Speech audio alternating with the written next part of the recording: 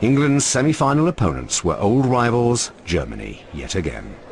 Their manager, a former player who'd taken on England in '66 and '70, Franz Beckenbauer. We went into that match, all of us, from Shilton to Waddle, you know, from 1 to 11, believing we could do it.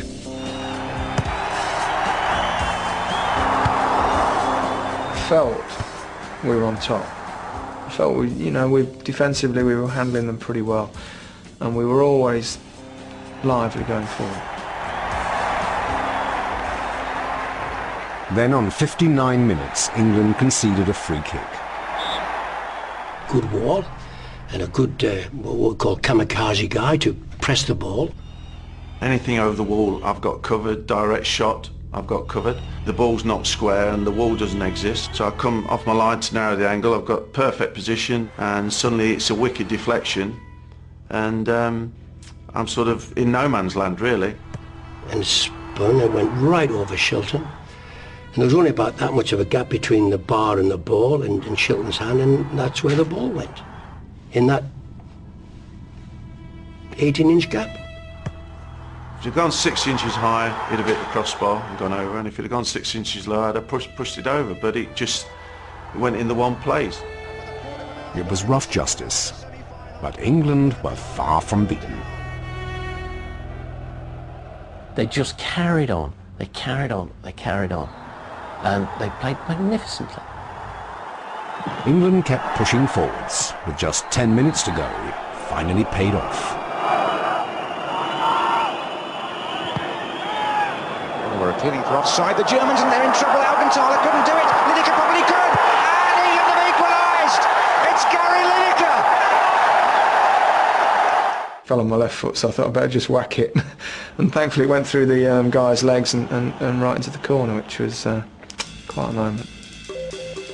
The game was locked at 1-1 after 90 minutes. In 1966, English football's greatest glory had come in extra time against West Germany. And in 1970, extra time had precipitated their fall from grace.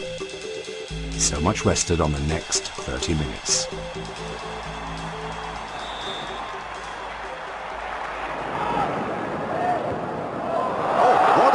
He square it for Lineker. Waddle shoots! Oh, and the rebound off the post. It's Buchwald. Buchwald hits the post. They both hit the post now. For the third time, these two sides contested extra time. But this time, there was only one way to separate them. It's penalties. I wasn't worried about penalties. You know, we practiced penalties, we talked about penalties, we had good guys who were going to keep their nerve, wasn't any doubt about that. Any volunteers, hands up straight away. Lineker, Beasley, Platt, Pearce, Waddle, couldn't beat it. I never envisaged anything but victory in the penalty shootout. It seemed to me it was the ultimate test of your bottle. Gary Lineker now asked to beat the goalkeeper, and does. No hesitation. Beardsley scores. He can. After Lineker, I suspect that Pearce would have been the second in the list of favourites to be certain to score. He can't. Not that night.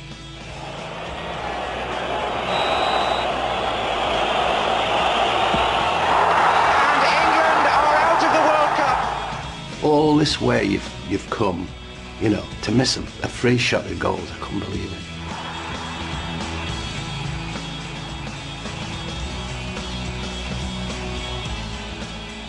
Desolate, bereaved. We lost a match we shouldn't have lost.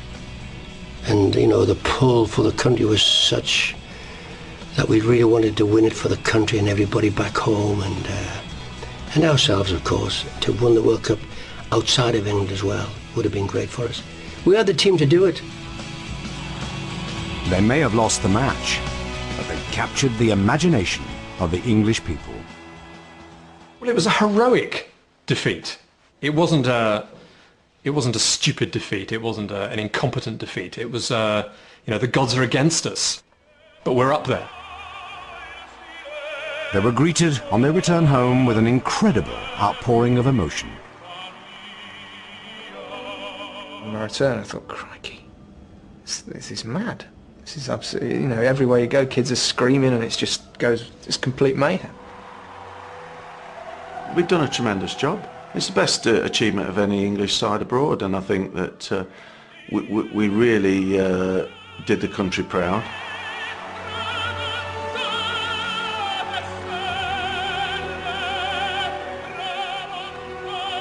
It restored the English people's faith in our national game.